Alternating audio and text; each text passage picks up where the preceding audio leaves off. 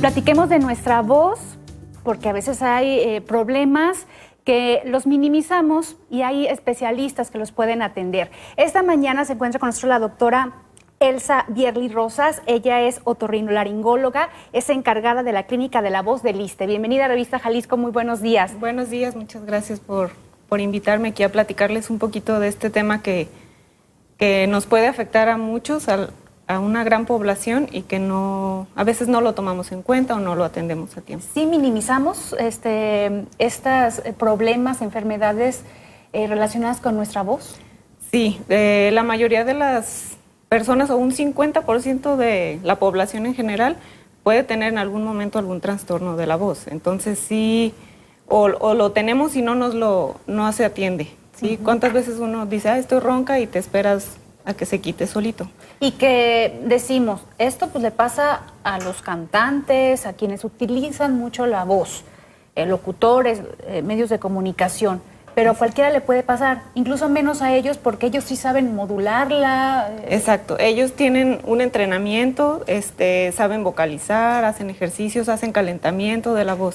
Y en cambio hay otras profesiones que pueden también verse muy afectadas. Por ejemplo, una población muy importante son los maestros, que ellos hablan 7, 8 horas seguidas, no tienen un entrenamiento de voz, se exponen al polvo del GIS, a los aires acondicionados, tienen que hablar muy fuerte y forzar la voz y entonces tienen grandes problemas. Los que andan en los cruceros. También, ¿no? Los que gritan, sí, los animadores en los hoteles, pues hasta los mismos médicos tenemos a veces mucho problema de voz porque estamos a veces dando consulta una hora tras hora, una tras otra, entonces hay muchos problemas porque no sabemos hablar. ¿Cuántos trastornos hay de la voz? Hay muchísimos. El principal o el más común sería, o por lo que el paciente te va a buscar, es porque tiene ronquera, ¿no? Que estoy ronco o que ya no alcanzo ciertos tonos de la voz o no, o que se fatigan de la voz, que dicen ya llega el viernes y yo ya no puedo hablar, o incluso llegar a quedarse sin voz. ¿Y qué se hace en esos casos? En esos casos, bueno, lo primero es la prevención. Hay que intentar estar bien hidratados, saber modular nuestra voz, respirar bien, llenar bien nuestros pulmones al vocalizar, ¿sí? No forzar la voz, no hablar quedito o no intentar hablar por encima del ruido del ambiente. Esto en la clínica del ISSSTE les enseñan a modular la voz, a hacer esos ejercicios. Así es. Pero en ese momento que hay un dolor, hay medicamentos también. Sí, existen tratamientos. Un 30% de los pacientes se van a curar con reposo de la voz, simplemente descansar unos 2 o 3 días. A veces si la causa fue una infección, bueno, pues tratar la infección. Pero si la causa es por tensión o por reflujo o las otras muchísimas causas que hay, bueno, hay que buscar el tratamiento adecuado.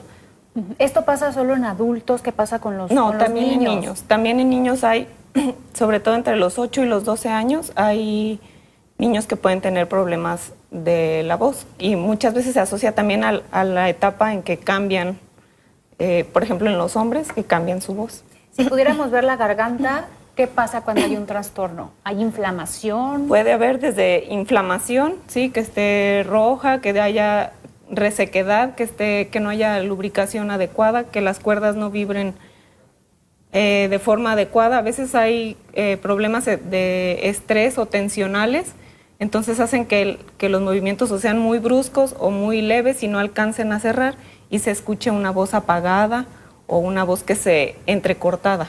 Que hay cuando temblorosa. Hay estrés, cuando hay muchos nervios. Así es. Ay, es que traigo cerrada la garganta. Es por esos factores. Sí. Pero ahí que influye es lo psicológico. Sí, tenemos desde factores emocionales, psicológicos, hasta factores orgánicos también. Puede haber lesiones, quistes, nódulos, incluso, bueno, ya en casos mucho más graves, alguna tumoración o algún cáncer de laringe. ¿Y esto también lo ven ustedes en la clínica de la voz cuando hay algún tumor? Sí, muchas veces el paciente, como dejan de atenderse o los maestros dicen, no, pues siempre estoy ronca, es porque tengo muchas horas, se tardan en llegar a valorarse y en ocasiones sí pudiera haber alguna tumoración o pueden ser entre benignas o malignas, pues depende de cada caso, pero sí. ¿Qué pruebas realizan? Se realiza una laringoscopía. ¿Cómo es? Que es un procedimiento que se hace en consultorio y se puede introducir una cámara a veces es por la nariz o a veces directamente por la boca y vemos cómo se mueven las cuerdas. Se le pide al paciente que hable o que emita un sonido y entonces se ve cómo es el movimiento y se ven pues las cuerdas vocales cómo están moviéndose. ¿Es doloroso? No, es molesto, es un poquito molesto, sí. A veces les da un poquito de náusea, pero es tolerable, pues. Y se hace en consultorio y se van a su casa normal, todo normal. ¿Y todos son candidatos para hacer esta prueba? Al llegar y decir, traigo molestia, sí. Todos son candidatos. Sí, a todos, hasta a los niños se les puede hacer también. Los tratamientos que se siguen, ¿cuáles serían? Si una persona es constante de, a ver, no me alivio, sigo igual, hay que cambiarlo, me imagino. Sí, hay que ver la causa del trastorno, ¿no? Si trae una infección, si tiene alergia, si trae sinusitis, hay que tratar todo eso. Si el paciente es fumador, los hábitos, ¿no? Si fuma, si toma, todo eso también nos puede ir afectando. El ambiente de trabajo y en ocasiones sí requieren, un 40% puede requerir algún manejo quirúrgico con una cirugía, ¿sí? Que en realidad son cirugías pequeñas que se hacen, duran 1 hora más o menos y les va muy bien después de la cirugía. ¿Se puede perder la voz? Sí. Sí, bueno, en el peor de los casos podría ser una parálisis de las cuerdas en donde no se llegan a juntar nunca y entonces nos da una voz así apagada, que que se pierde pues, o algún cáncer de laringe, ahí pues también se pudiera perder. Y bueno, existen tratamientos, ¿no? Para todo esto, para mejorar la calidad de la voz. Y aquí también incide esa parte de que no se atienda a tiempo. Así es. Sí, se supone que cuando tenemos un trastorno de la voz, tenemos 15 días, si en 15 días no se mejoraron, hay que acudir al otorrino para valorarse. Y aquí vas primero con tu médico familiar. Sí. En este caso estamos platicando del ISSSTE.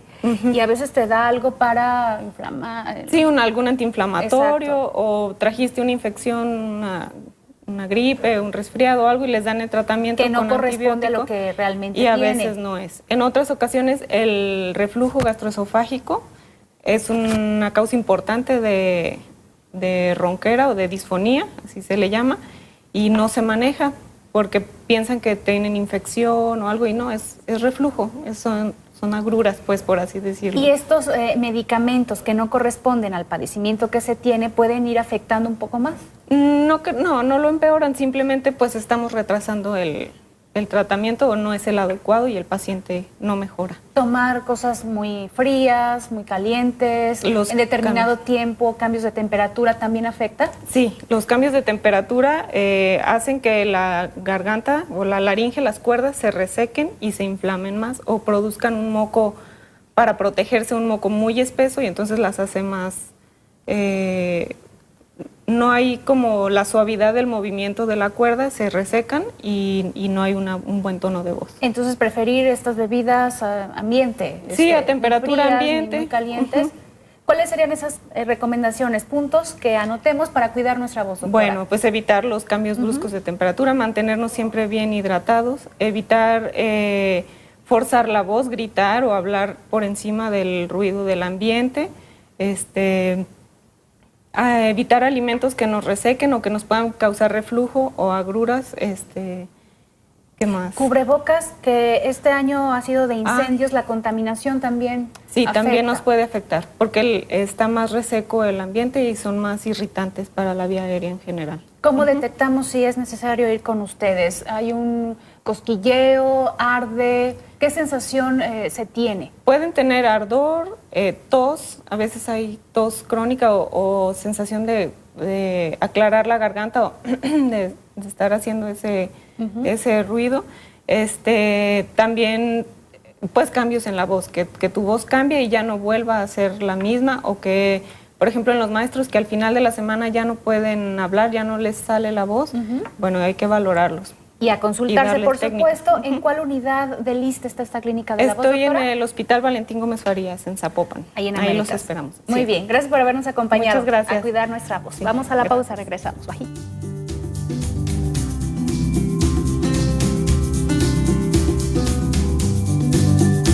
política y más en Revista Jalisco.